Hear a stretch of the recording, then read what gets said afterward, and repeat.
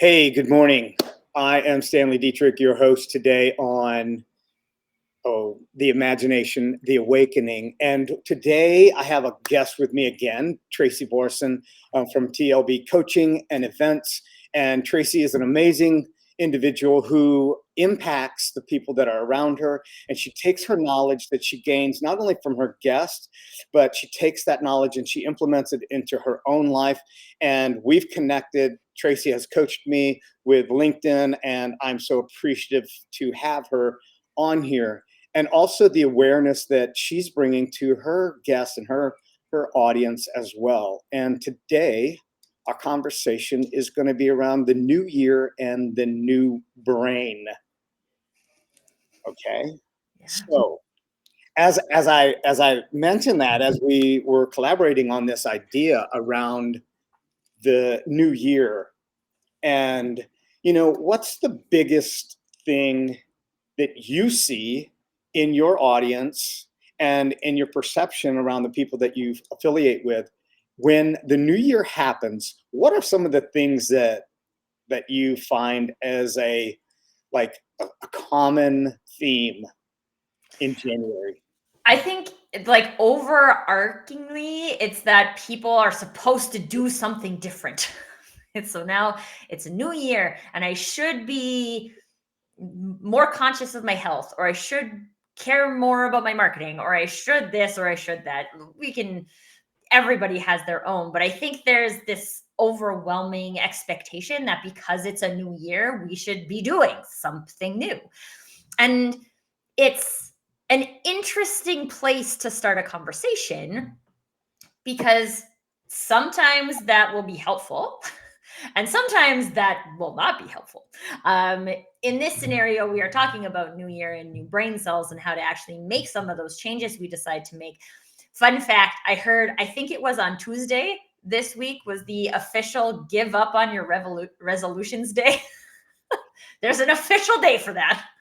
Okay, so that is actually 2 days further than what I've seen in the past, because January 14th is like the day that everybody quits. But they must have, maybe because, is this a leap year? It is a leap year. Yeah, my son told me that the other day. Maybe they gave an extra 2 days because of that. I don't know. But it's interesting because when you get to the point where you have an official day to give up on resolutions, the point is that so many people are giving up on them by that point. So we make it an official day. But then we have to, well, I don't know. You don't have to wonder, but I get to wondering why. One, what's the point in setting them in the first place if we have no intention of actually doing something new?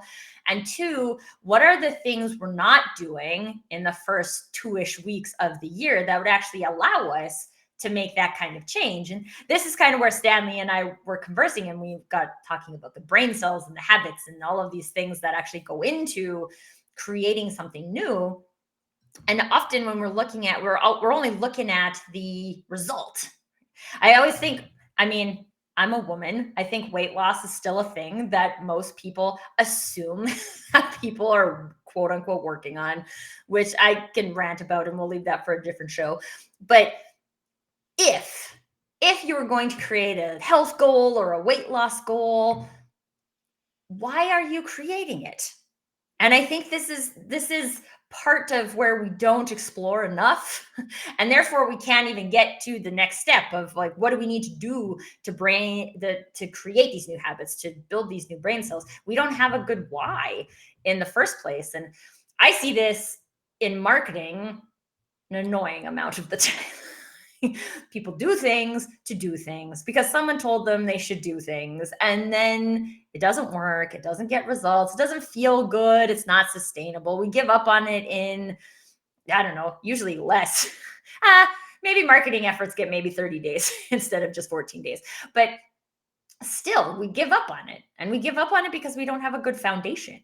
So yeah, these are some of my thoughts.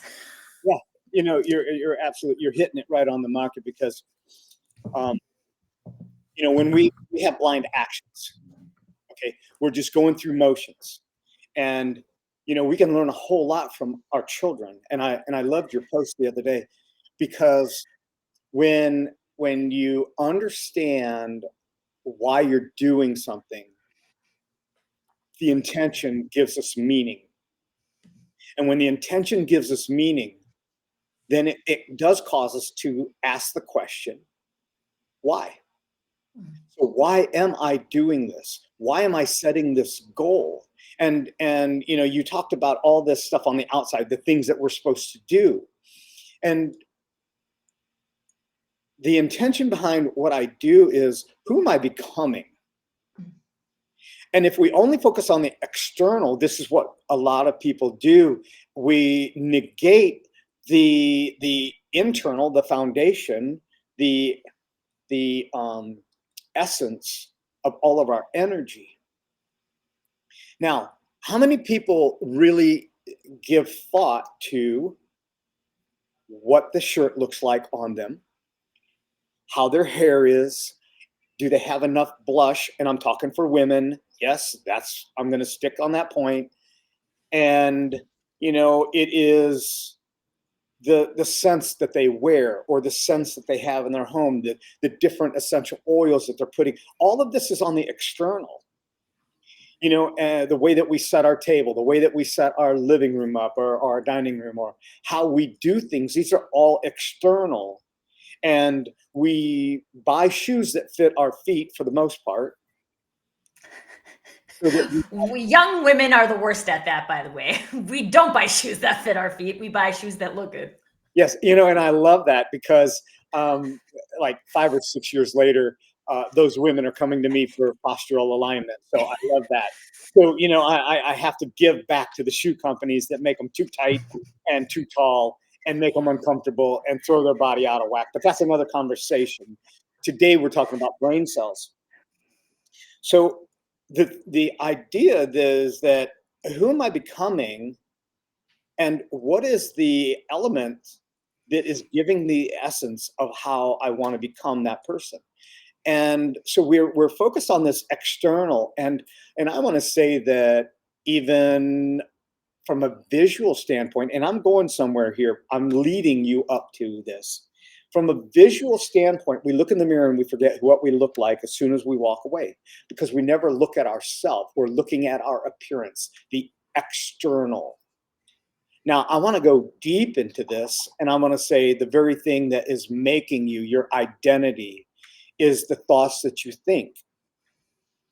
And how can any vehicle operate at any kind of an optimal level if the fuel that you're giving it is not optimal? And when I understand that the 2% of my body weight controls 98% of what my body does, the other 2%, it's like I forgot. And most of it, 98%, we're forgetting, because people set these New Year's resolutions and they're like, I want to be a better person. I remember when I was a little kid, I remember, when I was a little kid, was not very long ago, okay, because I'm only like 23. So anyway, I just matured quickly. Premature gray. Yes, I matured gray, and I had children before I was even born. So that's another story. Anyway, I would always tell my mom on New Year's Day, I'm going to be so good this year. I'm going to be so good. I'm going to be a better person. And I had this energy, and I thought that I could be good just by actions alone. But it was my identity is who I thought that I was. And when something reminded me, when I got out of that bubble, that safe boundary environment, and I went to school the next day, or the next 5 days, because back then we were out till the 5th of January. I think we had a month off for Christmas break. And then you forgot what your intention was, and you ran into blind action. And blind action leads you nowhere. And then when you don't see something, when it's out of sight, a lot of times it's out of mind, bar the pun. But it's what we think that makes us feel what we feel, because thoughts create actions, which create behaviors, which creates habits, which creates a personality. And most people, without knowing, they've created a personality on day, well, this year now it's bumped up 2 days to day 16. Now they've created a personality for the next 350, 349 days. And now they're stuck. And the reason that I say this is because we're creative beings. We're creative in our nature. If you watch a child, and like I said, I'm going to bring it back to your post the other day. Your son was sitting at your desk with your headphones on, with a big grin on his face, like he was the king of the table. He owned that thing, right? He was on a LinkedIn Live, folks. Yeah.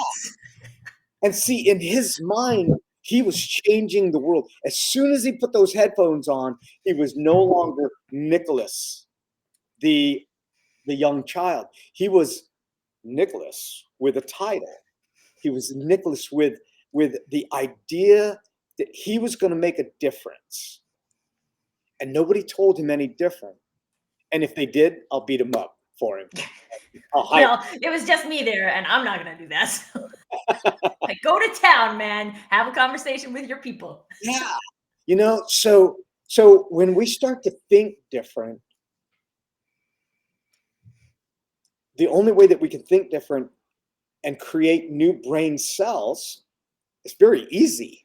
It's not complicated. We make it complicated. We think we got to go through all of this stuff, and it's very simple. Complexity is the enemy of execution. So once things get complex, that's why people have an official day that they can quit on their New Year's resolution. Who gave the license for that garbage, right? I mean, at this point, there's a day for everything. So whoever's making up those days, I don't. Yeah, and I'll be surprised if I don't go into the Hallmark store and not see an official section of quitting. When you want to quit on a specific day, I'm telling you, that's going to be a new Hallmark card. Let's hope not. Yeah. I'll never buy one. Yeah. But you know what, Stanley, this is something that I'm thinking about as you're saying this. I think there's a lot of these things in life that conceptually we get. Okay, so like there's probably people listening and being like, oh yeah, like that makes sense, blah, blah, blah. But then we don't get to the execution point of it. And I think a lot of times because there's like, I like to look at it as those, remember Jawbreakers, where there was like layers and layers and layers and layers of candy, and like it would take forever to eat one because you're going through layer and layer and layer. We are like that. Our core personality that we have when we're 4 or 5 years old is in the center. And in our lives, we get these like hard candied layers that are our brain says that's meant to protect us, but it keeps building out. And so we have all of these layers. And while we can say like, oh yeah, that makes sense. I am going to change my thoughts so I can change my reality. Except I don't know how to change my thoughts. And one of the things I always come back to is that there's steps here, because we can't change something we don't notice. And so we need to notice first. And I love doing kind of just like the experimental scientist, thinking about this from a science brain perspective and just saying like, okay, now I'm kind of like analyzing my experience. I'm not judging my experience, but I'm analyzing it. Oh, I just noticed that I'll share this with everyone because I'm like actively working on this, and I've been kind of working on it for like 30 years, but I finally decided this is the time where I'm going to stop biting my nails. And for years I have done this. It's a terrible habit. I know it's a terrible habit, and it's an addiction for me. And so for the last month and a half now, I have put the first step was like, notice when I'm doing it. So like primarily I do it a lot. I pick my fingers when I'm on a call. because my fingers are idle. And my fingers don't like to be idle. So I got fidgets. I have elastic bands. I have like things on my desk so I can just like keep my hands busy, because my hands actually distract from my thoughts. If my hands are busy, my thoughts flow a lot more easily. And so I've done that. And so I don't pick because I fidget instead. I also noticed that I do it when I read, which seems weird because you have to hold a book. Right? Right. But no, I would like hold the book with one hand and then chew with the other hand. And not because I am like nervous about the book. That was just my habit. So I was like, okay, I need something else to do with my hands while I'm reading a book. So now I have a cup of tea, and I have a cup of tea in one hand and I have a book in the other hand. So my hands are busy. And in order to come up with those things that I can do to keep my hands busy, I had to notice when my hands were idle. And I had to not judge the fact that like I was doing it again. I just had to be like, oh, okay, I noticed. And like now we can be creative and come up with different ways. And I'm not saying that the only way to stop biting your nails is to like have a fidget. I don't know that that works for everybody. It's just a thing that worked for me. But first I had to notice, Right. and then I had to give myself opportunities in my space to keep my hands busy. And so this could be extrapolated to anything. It's just a personal example of mine. But I think people skip the noticing step. Yeah. And if you skip the noticing step, then the only thing you're ever going to be doing is things that I've tried for years. Right? I had the like nail polish that tastes bad. That's supposed to help. Right? Like literally, if you go to the internet, I've tried most of those things. They didn't work for me. Right. And so, but I wasn't that curious to figure out what would work for me. I was like, oh, well, this is just the thing I'm like always going to be. And even for years when I was in corporate, I was like, I have to stop biting my nails because it's really unprofessional, right? I don't want to go to a meeting with a client and have my fingers all like gross. But that was for someone else, right? That was so my client didn't think my fingers were gross. It wasn't because I wanted to do it. And now at this point, I mean, it's happened for me because there's like everyone has been sick around here. Everyone's sick all the time. And I'm like, I need to decrease my likelihood of getting sick as much as possible. I really need to keep my fingers out of my mouth if I'm going to do that. And it's fun, like my husband will always comment on it. My son will comment on it to try and like help me notice things. And even in that, right, like that is helpful because sometimes you notice and I don't notice. So then you're helping me figure out like, oh, okay, idle hands. What can I do when I'm sitting in the car? And when I'm sitting in the car, but I don't want to be on my phone, right? Because I could keep my hands busy with my phone pretty easily, but I don't want to be on my phone. So what else can I try? Anyway, over elaboration. But I think that noticing step is something that is important, an important part of the process. Absolutely. And you know, the idea is the fuel that you're giving your body. So as you create new thoughts, now you're creating a new neural connection. So when you learn something new and you eat something that's healthier, you're actually giving your body the fuel. So whatever you put in your mouth, that's going to your gut. And your gut has to decide if this is healthy or is this not healthy? Am I going to spend my energy on blind action or am I going to spend my energy on intention? And as we think better, then we start to feel better. And it's not just mind over matter. That's what I want to just debunk right now. It's not a mind over matter. It's mind over emotion. Mm. And the emotion that goes into something, if I eat haphazardly, if I eat just to eat, am I really giving my body the fuel that it needs to perform in a way? And it's not just performing in the gym. It's not performing, lifting weights or running. Because if we're not giving our body the right fuel to put us in a state of psychology, because our psychology really affects our physiology, and our physiology then affects many more chemicals than we could go into today. And as I produce, now if I've given my body the right fuel and eating certain ways, it's going to make me feel a little bit different. Now, some people will eat a bowl of ice cream for comfort food, but it's not giving them the results that they want. And that's what happens January 1st, midnight, January 3rd or December 31st is like, hey, as that ball gets up there, you start imagining and you start seeing yourself in a different light. And your brain is doing two things.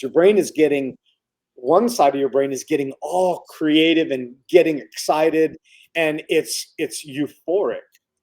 The other side of your brain says, get it? Hey, don't worry about it. Guys, they're just doing the same thing. They're not going to make a difference. This is just a phase. Just go along with it, okay? Just go along with it. This is just like she was when she was 2 years old and she was going to become a princess.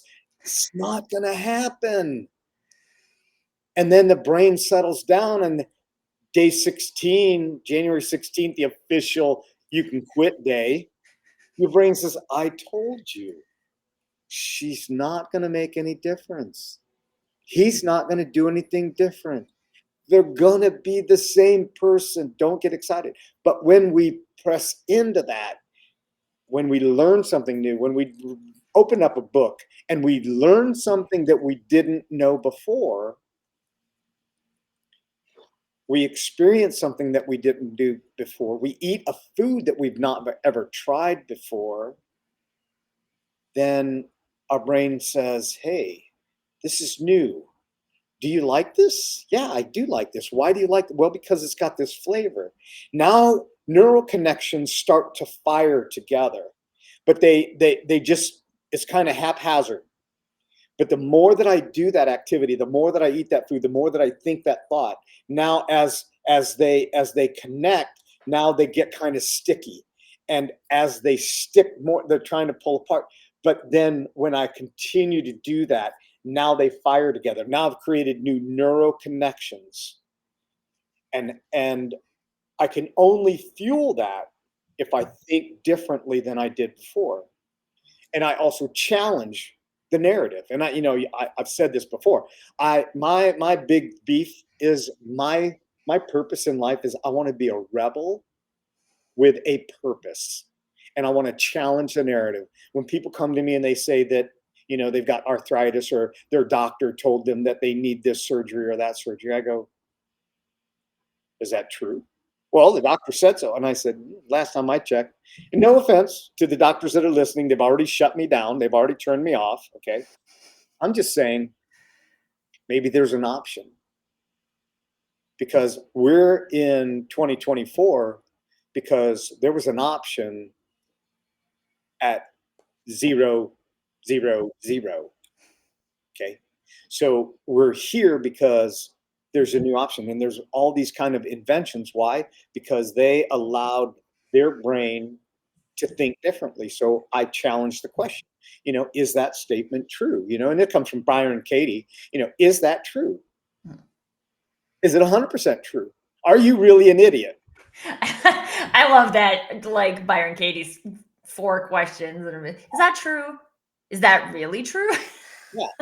Because there's so many times, and like we've been giving some personal examples today, but there's a lot of this that happens in business too, right? We don't ask the question, and someone is saying, this is the way to structure your email list, or this is the way to build your podcast, or this is the way to create an organizational structure. This is the first people you need to hire as a startup, right? Like, okay, is that true? And I think this is like one of the biggest skills that we're missing as people, is that we don't practice asking ourselves if it's true. We practice skills like going and searching something on the internet and then believing what the internet has to say. And the internet has an opinion for everything. And some of them are based in fact and some of them aren't. And you can find anything, an answer that you can find the answer you want on the internet. But there's this power that exists in being able to even sit there today and listen to what we're saying and say, do I believe that's true? Right? And this is this is why in my coaching, so many times I think my clients get annoyed at me sometimes because they'll ask me, what should I do? And my response will be, what would you do? Mm-hmm. Okay? I can tell you what I would do, but that's what I would do. Now, sometimes that's a good starting point for brainstorming and things like that, which is the same as these conversations. It's a starting point for a conversation. But the real skill comes in saying, would I do that?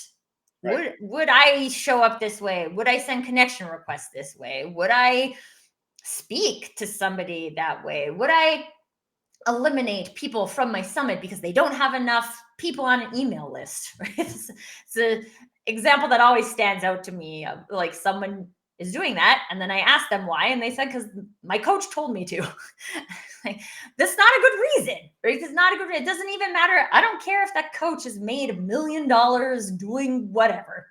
Right? There's a lot of people who have made $1 million by scamming people and like I wouldn't do that. So would you do that? And I don't think people think about that enough. Would I do that? I had at an in-person networking event yesterday.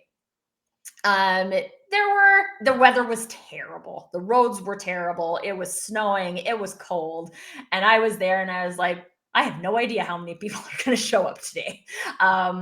Just because, like, depending on where you are in the city, you might not be able to get to the destination because of road accidents and things like that. And I was surprised that 80% of people showed up. And most of them were late, but like 80% of people showed up. And it was really interesting because my brain said this was an easy out. This is an easy out for people. It would have been simple for you to say, I'm not going to come today. But the people who wanted to spend their afternoon building connection, learning authentic networking skills came to the event because that's what they wanted to do today. So they made whatever adjustments they needed to do to make that happen. And there were people who were just like, nope, the roads are terrible. I'm not coming. And I'm like, and I'm not judging either of those actions. Those actions are not right or wrong. Keeping yourself safe in a dangerous scenario is not a wrong thing to decide. But it's just interesting if you extrapolate that from a personal perspective and you look at what are the things I do consistently? What are the things I give up on consistently? And what's up with that? Right? Just get a little curious about, why am I doing that? Why am I wearing those stupid high heel shoes that everybody wears and everybody knows is uncomfortable? Right? We're not all standing here, but like and I was one of them too, right? Like 20-year-old girls standing in line at the bar with these gigantic shoes, no jackets outside in the winter, because this is what you do and this is how you look sexy. Right? Like nobody enjoys that they're freezing. Nobody's feet are enjoying what's happening right now. Right? And nobody's talking about it though. And we don't ask ourselves, like, why am I doing that? And sometimes the answer, well, I feel like I won't fit in because like this is what you do. And then you can start to go deep, like, is that what you do? Who said that's what you do? Right? Would I do that? Would I be the one who's like walking around in reasonable flat shoes and everyone is like jealous of me because I was brave enough to wear flats, right? Like, who knows? I don't know. And sometimes I still wear heels. So there's not even like a flood of answers where you say the same thing all of the time. But it's so powerful to be able to like have that skill, build that skill of stepping back and being able to look at your thoughts and being like, do I actually believe that? Right. I don't know. Let's Right. explore. Yeah. So, increasing your brain cell capacity and creating new brain cells is absolutely possible. And it's not just left for our children. I have two granddaughters, and I watch them in their animation, and I watch them in their reality that they're creating, and they invite me into that, and I'm caused to think again and rethink again of why I do what I do, and the intention, and having a clear intention. Having a clear intention and a higher elevation of that, and creating that moment. And how can we do that? When you can read something new and it challenges your thought, your brain is getting awakened. And you know, if you get tired, if you get stressed out, if you get overload, one of the reasons is because the fuel that you're giving your brain is not sufficient for the power that it's designed to have. Between our brain is the strongest computer in the world, and there are more electrical charges in our brain that take place. It could actually light up a city. That's a scientific fact. Now, we don't feel that energy as far as like an electrical current, but it is an electrical current. We are an electrical being, and I share this with people, and I really come to think about this, especially this time of the year. I have every 2 years I go and get my certification for um, first aid and CPR and AED for adults and children. And when you understand that it takes an electrical current to bring you back to life, energy produces energy, like produces like. Okay. I can't go to a banana tree and wait for apples to fall. Otherwise, I will be hungry. The same way in our being, we're an electrical being. Our brain is an electrical current. It's constantly being activated. Now, if I don't give it the energy that it needs, it's like taking an Android uh, charging cord and try to force it into an Apple phone. It's not going to work. So if what I'm putting in my body, what I'm putting in my stomach is not producing the fuel, it's going to be hard to get into that creative measure, that creative mode. And so how do we create new brain cells? Number one, it's thinking differently. It's eating differently. It's not beating yourself up. It's not jumping off the ship and saying, I'm not going to eat any junk for the rest of my life. This year is going to be all new. And I'm going to work out 8 hours a day. And on top of that, I'm going to meditate the other 8 hours a day. And that doesn't leave any room for work. Now I'm going to be stressed out because nobody's going to pay the bill. Oh my God. I can't wait till January 16th when I can Right. officially quit. Right? And I think this is, I'd love to hear your perspective on this, Stanley, because a friend of mine, Kira Day, she talks about microdosing. So she talks about it in terms of like bringing passion into your life, but like microdosing change so that if I'm going to, so for example, one of the things that I am consciously trying to do is eat less refined sugar. Um, I love fruit too much. I can't get rid of all sugars, but like I don't feel good. I don't feel good when I eat cake. I don't feel good when I eat cookies. And it was really interesting because yesterday at my event, we were talking about like the new things that we've been trying. And I was like, I thought I was going to have a really big problem with this because my story to myself was that I love cookies. Mhm. Except I haven't missed cookies at all. I haven't wanted a cookie. I haven't wanted to bake a cookie. I haven't like I'm even at the place where now I'm playing like how do I because I really love to bake, but how do I like bridge this gap? I need different things for sweeteners and things like that. But that's when your like creative brain turns on, right? Because okay, if I don't want to eat that, I still like this activity. How can I make that happen? Um, there's I think there's those like again, those stories that hold us back and say like, "Oh, maybe those stories are not true." So, are there like recommendations that you make to your clients in terms of how to like make these changes incrementally instead of going from like, oh, I have a diet of McDonald's every day to going to I'm going to be a vegetarian and eat clean. Yeah. It just seems like a very hard transition. Yeah. So, you bring up baking. I love to bake, and I love to make cookies. I make buttermilk cookies once a year, and I usually make 4 dozen, and it's at Christmas time. And, you know, but it's the elements, it's the ingredients that I put into it. So when you're talking sugars from fruit and you're talking refined sugars, there's a world of difference. Right. A world of difference. There is no nutritional value in a refined sugar. No, absolutely none. It's actually poison. And if you want to sprinkle strychnine into your coffee, you would say that's asinine. That's just dumb, right? Well, when you put sugar in your coffee, you're basically doing the same thing in a slower element. Now, that's not to scare anybody, but prove me wrong. You know what's kind of interesting, and I don't know, I watch a lot of movies, so I create connections in movies. And I was watching the second, The Kingsman, which is like if you don't like graphic movies, don't watch it. It's very like unnecessarily graphic, like Kill Bill stuff. But like one of the points, so the bad guy in the movie is a drug dealer, and she's hiding away somewhere in the forest, and this guy is sitting across from her eating a donut. And she's like, you know how deadly sugar is for you, but people just have sugar. You can get it at the grocery store, but I have to sit here in the jungle because I'm a drug dealer.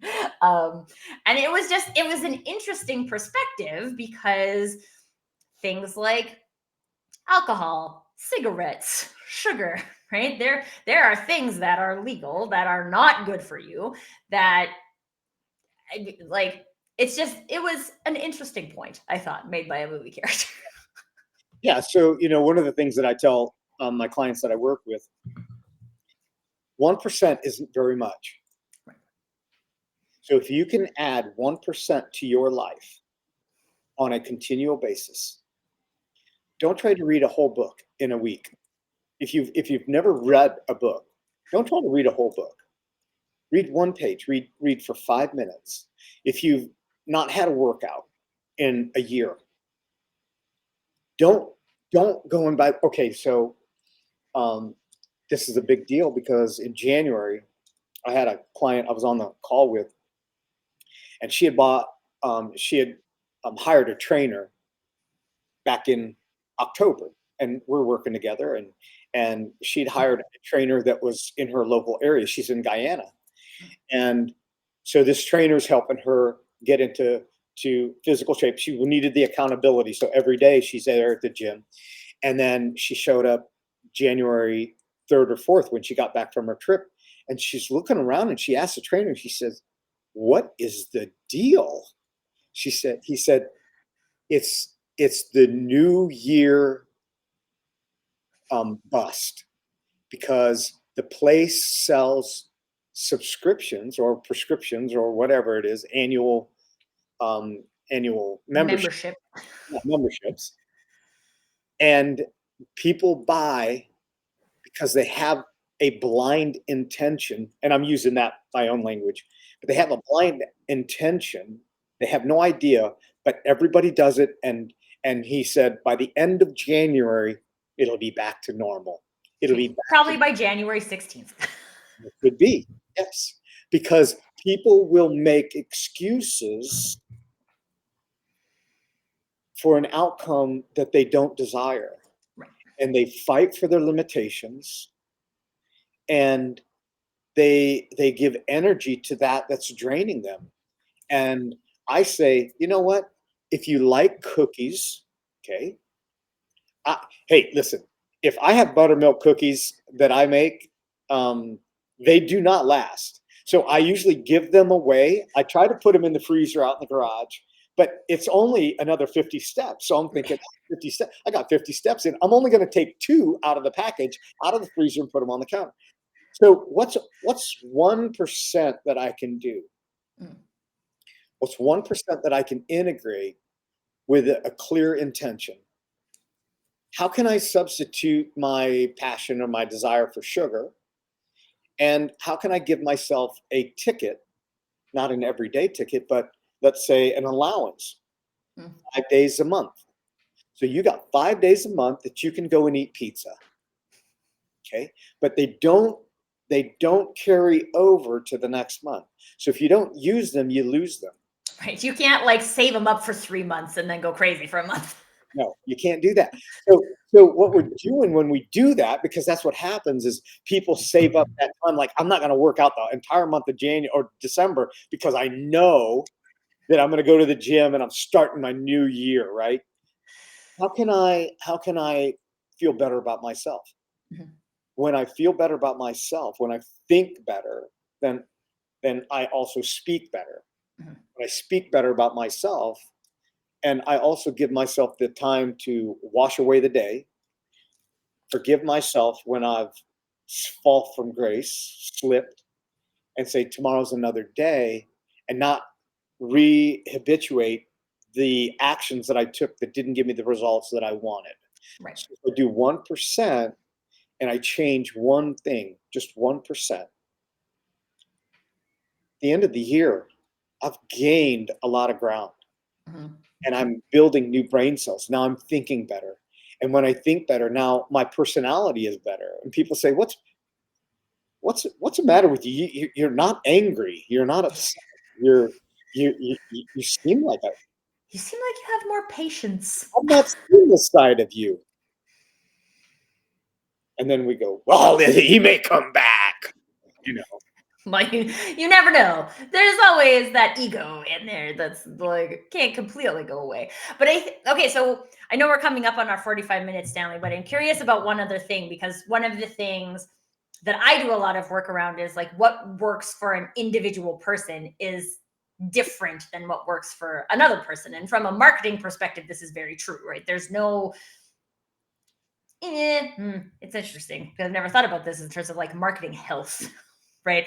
But if I look at marketing health, like physical health, yeah, there's actually some pretty basic things you need to do, but then there's a lot of other things you could do, right? So if we're talking about marketing tactics, is like working out, right? Well, like what is working out to you? Is working out walking to the mailbox or like taking the stairs instead of taking the elevator or running a high power ride on the Peloton for an hour, right? Like there's a pretty drastic difference in there. Or doing cardio dance or dancing around your kitchen at lunchtime, right? There's lots of different ways that you could incorporate movement into that 1%, and there's not just like a one path for 1%.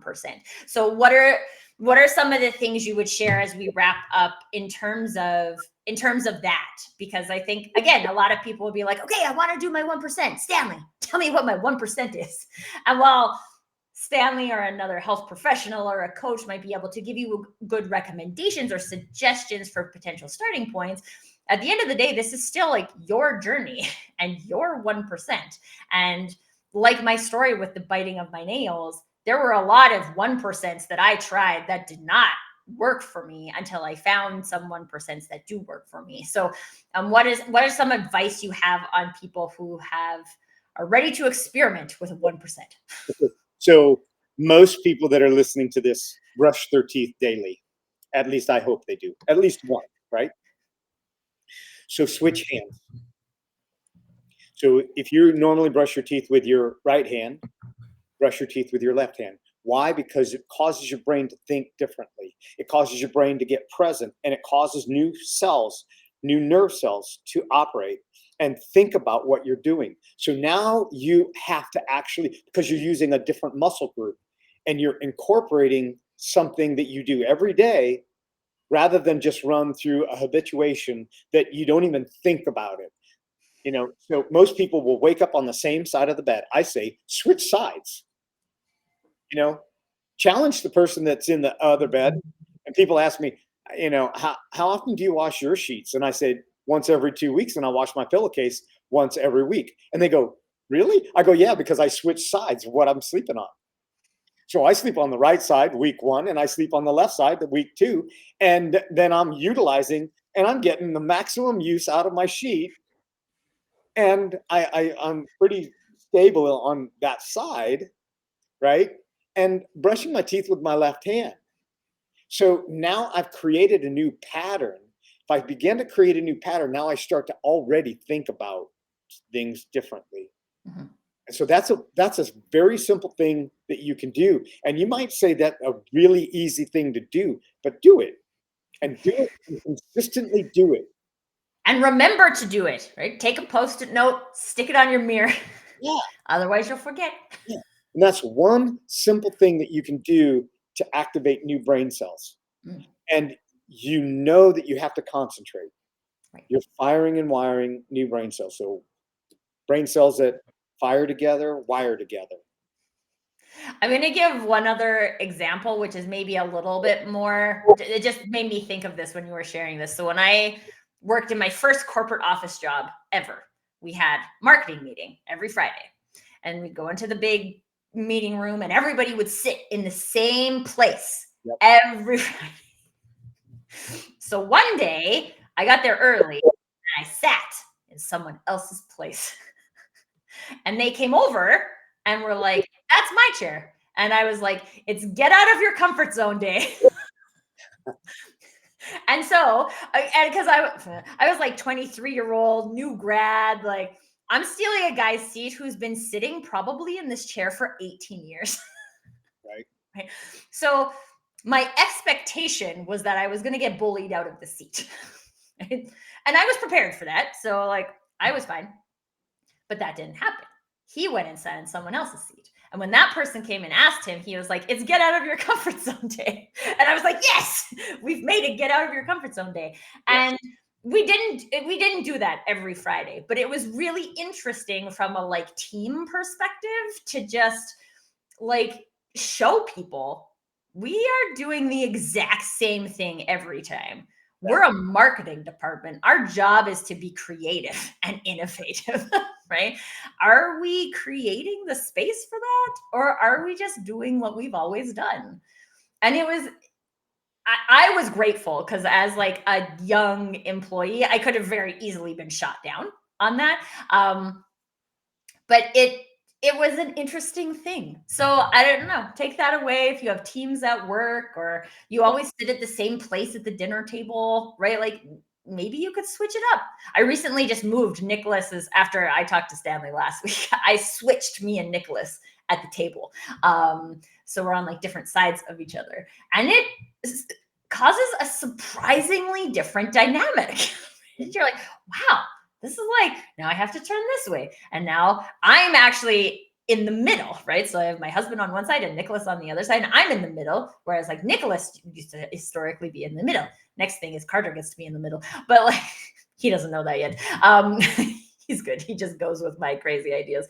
But these are some things that, yeah, we just get into a habit and we don't think about it necessarily being a bad habit. And it's not bad per se to sit in the same place on the couch or to sit in the same chair in your meeting room, but it's also not giving you that opportunity to create new brain cells. And if we can so easily create new brain cells and also create an opportunity for other people to do that too, I say let's give it a try.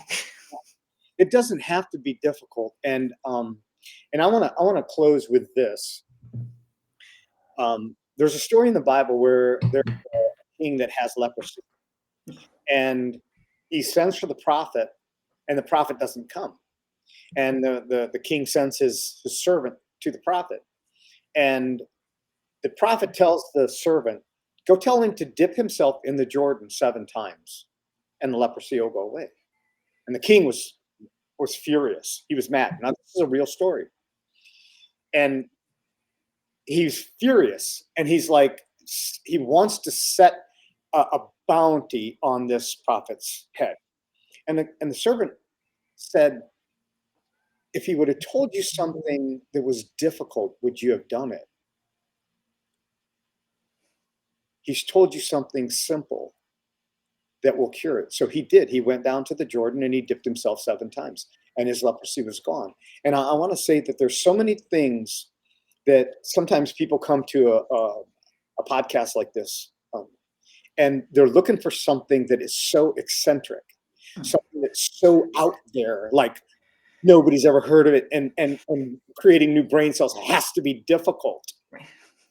And then you tell them something simple like, challenge the question that you're asking yourself.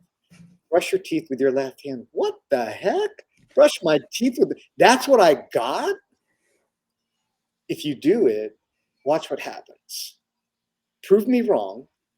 And I think I should say this, that if you're watching this on YouTube, put a comment in the chat. Tell me what you liked or what you didn't like about this. Challenge the narrative. Put it to the test. Give me some feedback. I'm up for it. I don't know everything. No one does. No one does. And so let's be open to be a rebel with a cause. Let's be an intelligent rebel and challenge the narrative. And I look forward to our next engagement, and I won't share where that's going to be this time. So be on the watch for that. And I just want to say, have an amazing day, grow new brain cells, and be the person that you were intended to be. Amen. Amen. Fantastic. Thanks, everybody. We'll see you.